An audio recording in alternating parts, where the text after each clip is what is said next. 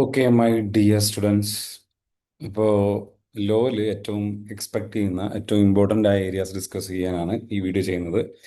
കുറേ ദിവസമായിട്ട് ഈ വീഡിയോ ചെയ്യാൻ വേണ്ടിയിട്ട് കമൻറ്റ് ബോക്സിലാണെങ്കിലും അതുപോലെ തന്നെ പേഴ്സണൽ മെസ്സേജ് ആണെങ്കിലും ഒക്കെ വരുന്നുണ്ട്. പക്ഷേ കഴിഞ്ഞ ഒരു ഓൾമോസ്റ്റ് ഒരു 3-5 ഡേയ്സ് ആയിട്ട് വോയിസിന് കുറച്ച് റെസ്റ്റ് കൊടുക്കേണ്ടതുണ്ടായിരുന്നു. വോയിസ് തീരെ പോയിട്ടുണ്ടായിരുന്നു. ഇപ്പോഴാണ് ഒന്ന് ഓക്കെ ആയത്. അപ്പോൾ തന്നെ വീഡിയോ ആയിട്ട് വന്നതാണ്.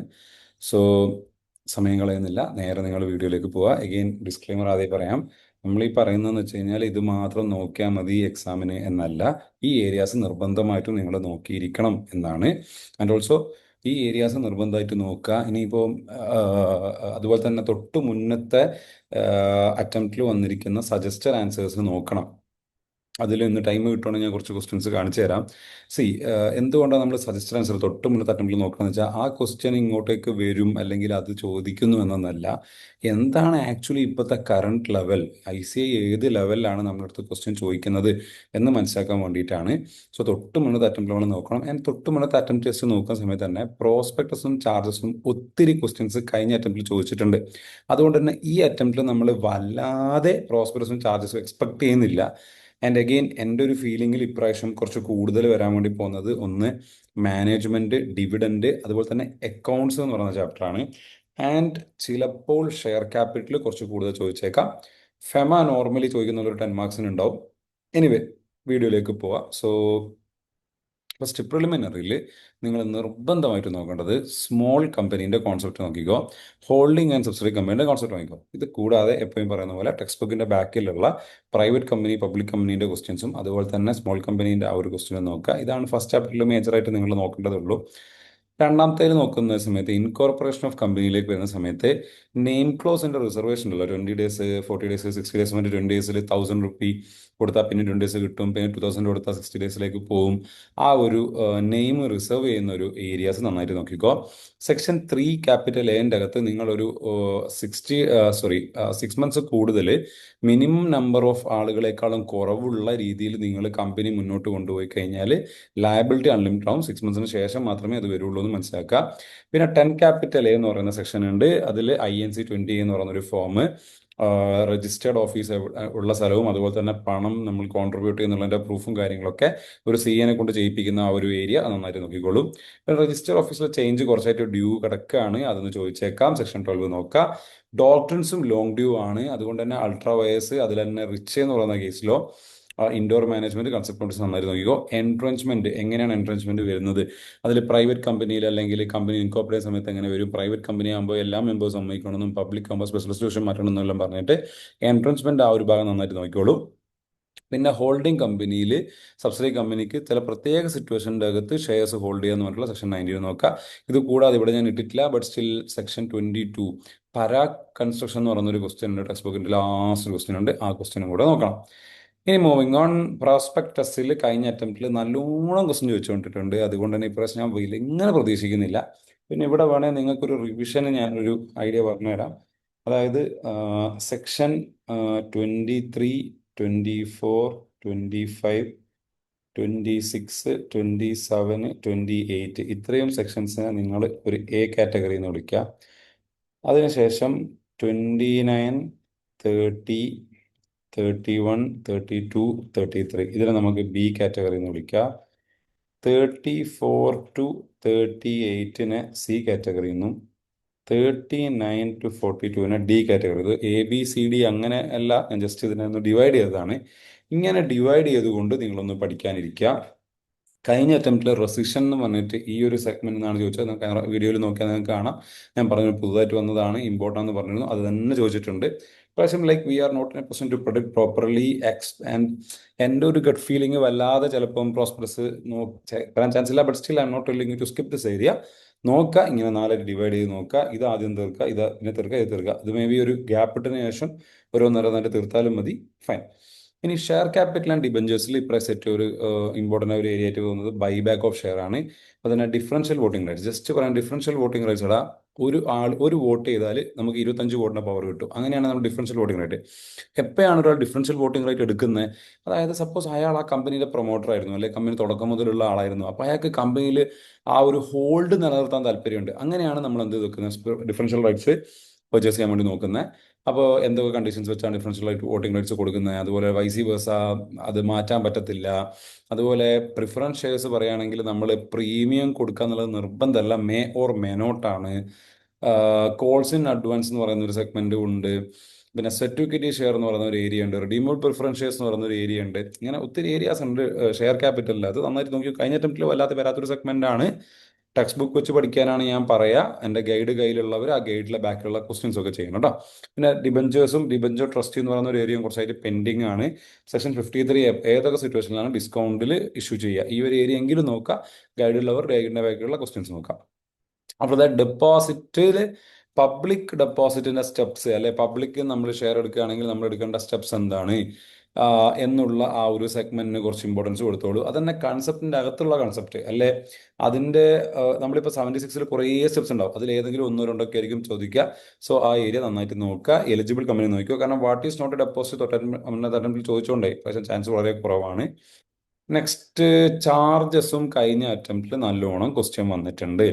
അതുകൊണ്ട് ഈ പ്രാവശ്യം ഞാൻ വല്ലാതെ പ്രതീക്ഷിക്കുന്നില്ല. പക്ഷേ അഗെയിൻ നമ്മൾ നോക്കാതെ ഒന്നും പോകണ്ട. അറ്റ്ലീസ്റ്റ് രജിസ്റ്റേഴ്സ് ഒക്കെയാണ് ഇപ്രാവശ്യത്തെ പ്രതീക്ഷിക്കുന്ന ക്വസ്റ്റ്യൻ. 78 ഒന്ന് നോക്കിക്കോ, ബാക്കി ഫോം നമ്പേഴ്സെല്ലാം ഒന്ന് നോക്കിക്കോ എന്നാണ് പറയാൻ പറ്റുന്നത്. മാനേജ്മെന്റ് അഡ്മിനിസ്ട്രേഷൻ എഴുതി വെച്ചോ, ഇതായിരിക്കും ഈ അറ്റംപ്റ്റിലെ ഏറ്റവും വലിയ മാർക്ക് സ്കോറിങ് സാധനം. മാനേജ്മെന്റ് നന്നായിട്ട് പഠിച്ചോ. ആരെങ്കിലും ഇത് സ്കിപ്പ് ചെയ്തിട്ടുണ്ടെങ്കിൽ അക്കൗണ്ട്സിന്റെ എക്സാം കഴിഞ്ഞ് അന്ന് ഫുള്ള് പോകണേ മാനേജ്മെന്റിൽ ഇരുന്നു. അത്ര ഇമ്പോർട്ടൻ്റ് ആയിരിക്കും. മോസ്റ്റ് ഇമ്പോർട്ടൻറ്റ് ഫോർ സെപ്റ്റംബർ 25 ആയിട്ടും നോക്കിക്കോ. ബെനിഫിഷ്യൽ ഇൻട്രസ്റ്റ്, അതുപോലെ തന്നെ 90-121 report on A G M and add on return, quorum related ക്വസ്റ്റ്യനോ പ്രോക്സ് റിലേറ്റഡ് ക്വസ്റ്റ്യനോ എ ജി എം റിലേറ്റഡ് ക്വസ്റ്റ്യനോ മിനിറ്റ്സിന്റെ ക്വസ്റ്റ്യനോ ഒക്കെ പ്രതീക്ഷിക്കുന്നുണ്ട്. നന്നായിട്ട് നോക്കിക്കോ. ആരെങ്കിലും സ്കിപ്പ് ചെയ്യാൻ ഉദ്ദേശിച്ചിട്ടുണ്ടോ മാറ്റി വെച്ച് പഠിച്ചോ, ഡെയിലി പഠിച്ചോ. ഇതിനും വേണേ ഞാനൊരു ഏരിയ വേണേ പറഞ്ഞുതരാം. ഇവിടെ ഓക്കെ, ഞാൻ എന്നെ തന്നെ കുറച്ചൊന്ന് മുകളിൽ കൊണ്ടുപോകാം. ഓക്കെ, അപ്പം നോക്കുകയാണെങ്കിൽ 88 to 95, 88 മുതൽ 95 വരെ, 96 മുതൽ 105, അതിൻ്റെ കൂടെ 112 113 ഇതിന് രണ്ടാമത്, പിന്നെ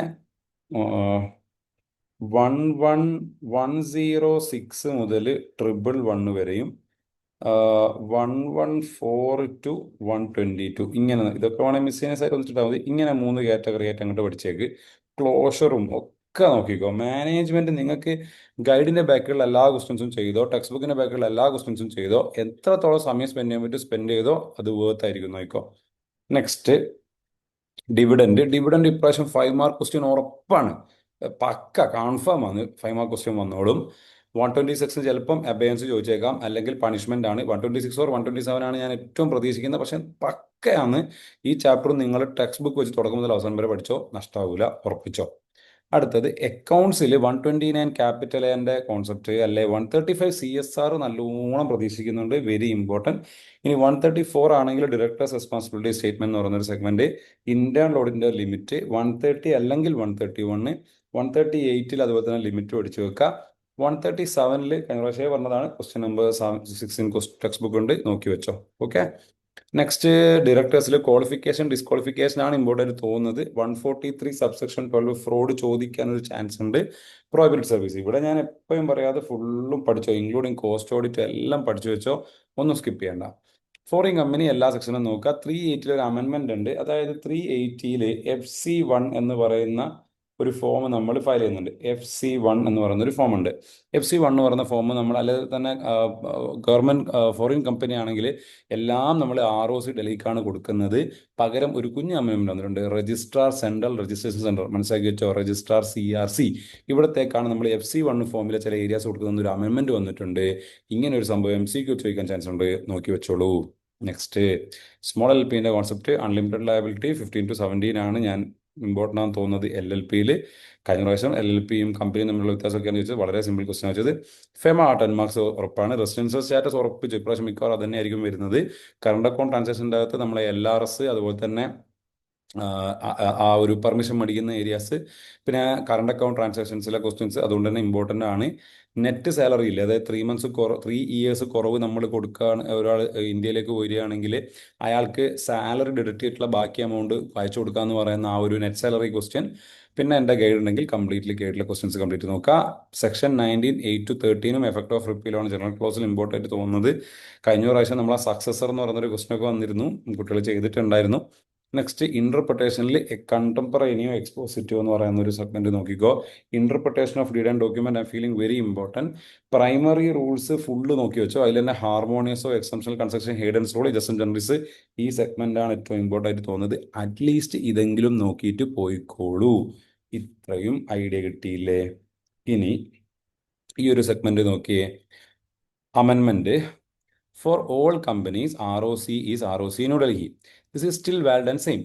But foreign company, when they start business in India, they have to submit documents as per section 380 in FC1. This is to be submitted to Registrar Central Research Center. അത് MCQ മിക്കവാറും പ്രശ്നം ഉണ്ടാവും. CRC aims to improve ease of doing business in India by reducing processing time and ensuring compliance with the corporate law. It aims to process application faster than traditional decentralized process, significantly reducing the time and effort required for incorporation. Okay, ഇനി ഇവിടെ ഞാൻ കുറച്ച് important areas കൊടുത്തിട്ടുണ്ട്. Preliminary small company, incorporation തന്നെ, prospectus വന്നു എന്നുള്ളതാണ്, shares, deposit. ഈ ഒരു PDF ഞാൻ നിങ്ങൾക്ക് ഷെയർ ചെയ്ത് തരാം. താഴെ ഞാൻ നമ്പർ കൊടുക്കാം, ഹായ് ഇട്ടാൽ, അല്ലെങ്കിൽ നമ്മളെ ലോൻ്റെ ഒരു ഗ്രൂപ്പ് ഉണ്ട്, ആ ഗ്രൂപ്പിലേക്ക് ഈ ഒരു ക്വസ്റ്റ്യൻ ഇട്ടുതരാം. ഇതിന് ശേഷം ഞാൻ ഇതിൽ കുറച്ച് ക്വസ്റ്റ്യൻസും ആൻസേഴ്സും ചെയ്തിട്ടുണ്ട്. ഇത് പക്ഷേ എന്താണെന്ന് വെച്ച് കഴിഞ്ഞാൽ കഴിഞ്ഞ അറ്റംപ്റ്റിൽ ചോദിച്ച ക്വസ്റ്റ്യൻസ് ഞാൻ ഇതിലിട്ടതാണ്. ഈ PDF നമ്മളെ ഗ്രൂപ്പിലേക്ക് ഇട്ടുതരാം. മേജറായിട്ട് ഈ ഒരു ഏരിയ, ഈ അമെൻമെൻറ്റ് ഏരിയ നോക്കിക്കോളൂ. ഈ ഇമ്പോർട്ടൻ്റ് ആയ സെഗ്മെൻറ്റ്സും ഒന്ന് നോക്കിക്കോളൂ. ഓക്കെ ആണോ? So that's it for important video discussion for law. Thanks for watching and all the very best, guys.